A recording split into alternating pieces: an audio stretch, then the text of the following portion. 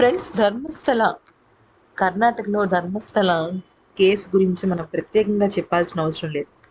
కానీ విషయం ఏం జరుగుతుందంటే, ఈ ధర్మస్థల కేసు గురించి ఎవరైనా యూట్యూబ్లో వీడియో చేసినా, లేదంటే వెబ్సైట్లో ఏదైనా లింక్ రాసినా కూడా ఇమీడియట్గా వాళ్ళ ఇన్ఫర్మేషన్ బయటకు వెళ్ళకూడదనో మరి ఇంకేదైనా కారణాల వల్ల తెలియదు, కానీ కొంతమంది ఈ కేసుకు సంబంధించిన పెద్దలు ఈ లింక్స్ని కూడా తీసేస్తున్నారు. అసలు ప్రజలకి, అంటే సామాన్య ప్రజలకి ఏం విషయం జరిగింది, ఏ విషయం జరగలేదు అనేది తెలియనివ్వకుండా చేసేస్తున్నారు. దీనికి కోర్టు వాళ్ళు కూడా సపోర్ట్ చేయడంతో ఊహించని విధంగా ఇప్పుడు కేసు కొత్త కొత్త మలుపులు తిరుగుతుంది. సరే, విషయం ఏంటంటే, ఒక పారిశుద్ధ కార్మికుడు జూలై 3వ తేదీన ఎస్ అక్కడ వందలాది శవాలను నేనే పూడ్చాను, కొంతమంది లోదుస్తులు లేవు, కొంతమంది యాసిడ్ దాడులు జరిగాయి, మరి కొంతమందిని డీజిల్తో తగలట్టబడినారు, ఇలాగ రకరకాలుగా అసలు ఒక్కొక్క కేసు అతను చెప్తుంటే, అసలు మనం భారత్లోనే ఉంటున్నా, భారతదేశమేనా, ధర్మస్థలమేనా, అది పరమ పవిత్రమైన మంజునాథుడి ఒక ఆలయం చుట్టుపక్కలేనా అన్న అనుమానం వస్తుంది. అసలు అది ధర్మస్థలమా అధర్మస్థలమా అన్న విషయం కూడా తెలియటం లేదు, అంత దారుణంగా జరిగాయి.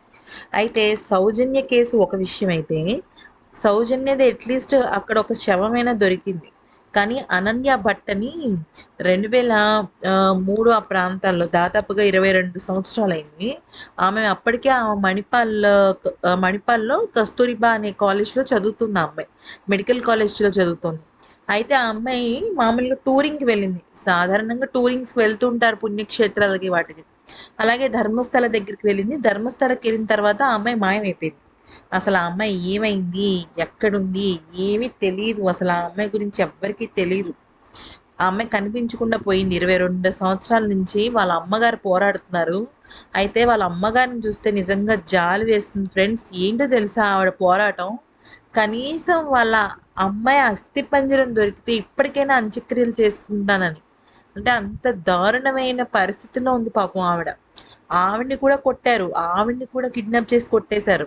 అయితే ఆవిడ 3 నెలల పాటు అక్కడ కోమాలో ఉండడం జరిగింది. సరే, ఇప్పుడు ఈ కథలో కొత్త ట్విస్ట్ ఏంటి అంటే, మొన్నటి వరకు ఒక పారిశుద్ధ్య కార్మికుడు మాత్రమే ఈ విషయం చెప్పాడు. మిగతా వాళ్ళందరూ కూడా బాధితుల కుటుంబ సభ్యులు మాత్రమే. అయితే ఈ అనన్య భట్ వాళ్ళ తల్లి గారు ఎంత ఏడుస్తున్నారంటే, మా అమ్మాయి చనిపోయిందని నాకు తెలుసు, కనీసం అవశేషాలన్నా ఇప్పించండి, ఎందుకంటే నా కూతురు కోసం నేను 22 ఏళ్ళ నుంచి పోరాటం జరుపుతున్నాను, నా కూతురు అస్థికలు దొరికినా చాలు, నాకు అంతకన్నా ఈ జీవితానికి నాకేం వద్దని ఆవిడ ఏడుస్తున్న విధానం, ప్రాధాయపడుతున్న విధానం తెలిస్తే నిజంగా చాలా బాధగా అనిపిస్తుంది. ఫ్రెండ్స్, మీరు కుదిరితే ఈ వీడియోని లైక్ చేయండి. ఎందుకనంటే ఒక 10 మంది వీడియోలను డిలీట్ చేస్తారు, 20 మంది చేస్తారు, 30 మంది చేస్తారు, 10,000 మంది చేస్తారు, కానీ 1,00,000, 2,00,000, 10,00,000 ఇంతమంది వీడియోలు చేయగలరా? చేయలేరు కదా. తప్పు వాళ్ళ దగ్గరే ఉందని వాళ్ళకి తెలియాలి కదా. అందుకని నేను చెప్పేది ఏంటంటే, దయచేసి ఇట్లాంటి వీడియోని లైక్ చేస్తే అట్లీస్ట్ ప్రజల మద్దతుతో అయినా ఈ వీడియోలో 10 మందికి తెలుస్తాయి. 10 మంది అక్కడ అధర్మ స్థలంలో జరుగుతున్న విషయాల గురించి తెలుసుకుంటారు. అయితే ఒక లారీ డ్రైవర్, ఒక డిప్పర్ లారీ డ్రైవర్ బెంగళూరు నుంచి మంగళూరుకి వెళ్తున్నాడట. అయితే కరెక్ట్గా కొన్ని సంవత్సరాల క్రిందట, అంటే దాదాపుగా 2005-6 సంవత్సరంలో, ఆ టైంలో అతను లారీలో వెళ్తున్నాడట. అయితే అతన్ని ఎవరు అతన్ని ఒక శివుడే పంపించాడేమో అనిపించింది నాకైతే. ఈ పారిశుద్ధ కార్మికుడు వచ్చి కంప్లైంట్ ఇచ్చిన తర్వాత రీసెంట్గా ఒక 1-2 డేస్ ముందు అతని ఫేస్ కూడా చూపించలేదు, మొత్తం అంతా కూడా బ్లర్ చేసేసారు మీడియా వాళ్ళు. ఎందుకంటే చూపించకూడదు కూడా, ఎందుకంటే అతని ప్రాణానికి హాని. ఆ లారీ డ్రైవర్ ఏం చెప్పాడంటే, నేను అప్పుడు, అంటే యాక్చువల్లీ ఇప్పుడంటే హైవేలు వచ్చాయి, కానీ ఒక 12-15 సంవత్సరాల కిందట హైవేలు గట్రా లేవు. అయితే అప్పుడు ఏమైందంటే, నేను బెంగళూరు నుంచి మంగళూరుకి వెళ్తున్నాను, ఆ సమయంలో ధర్మస్థలం నుంచే నేను వెళ్ళాలి, నేను మామూలుగా వెళ్తున్నాను, అదంతా కొంచెం అడవి ప్రాంతానికి దగ్గరగా ఉంది. అయితే ఒక అమ్మాయి లోదుస్తుల్లో ఉంది, అంటే అండర్వేర్తోనే ఉందిట ఆ అమ్మాయి. అయితే శరీరాన్ని సగం కప్పుకుంది, మిగతా ఒళ్ళంతా గాయాలు. ఎంత గాయాలంటే అసలు ఆ అమ్మాయి మొహం కూడా గుర్తుపట్టలేనంత గాయాలంట. ఏడ్చుకుంటూ పరిగెత్తుకుంటూ 1/2 కిలోమీటర్ ఎలా పరిగెట్టిందంటేట అసలు దారుణంగా పరిగెట్టిందంట. అంటే అంత వేగంగా పరిగెట్టిందంట. అయితే ఆ అమ్మాయిని ఈ లారీ డ్రైవరు అలాగే టార్చ్ లైట్ ఏసి చూసాడనమాట. అంటే అంత ఈ అడవి ప్రాంతంలో రాత్రిపూట ఏం జరిగిందని తెలియాలి గదా! లారీ డ్రైవర్‌కైనా సరే. అయితే ఆ అమ్మాయి అయితే ఏడుస్తూ నన్ను కాపాడండి, కాపాడండి అనంగానే ఇమ్మీడియేట్‌గా జస్ట్ 1, 2 మినిట్స్‌లో అక్కడ ఒక కారులో నలుగురు వ్యక్తులొచ్చారంటండి. ఓకే. నలుగురు మగవాళ్ళు. లుంగీ కట్టుకొని వచ్చారట. వచ్చి "నువ్విక్కడ ఏం చేస్తున్నావు? బయటికి వెళ్ళిపో. నువ్వు ఇక్కడ ఉంటే నిన్ను చంపేస్తాం" అని చెప్పేసి బెదిరించడం జరిగిందంట.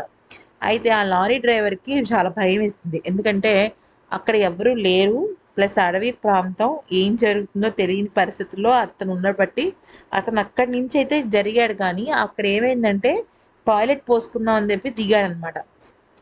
టాయిలెట్‌కి పని అయిపోయిన తర్వాత అక్కడ కొంతమంది ఉంటే, "ఇక్కడ ఏంటి అమ్మాయి పరిగెడుతోంది, ఏం జరుగుతోంది?"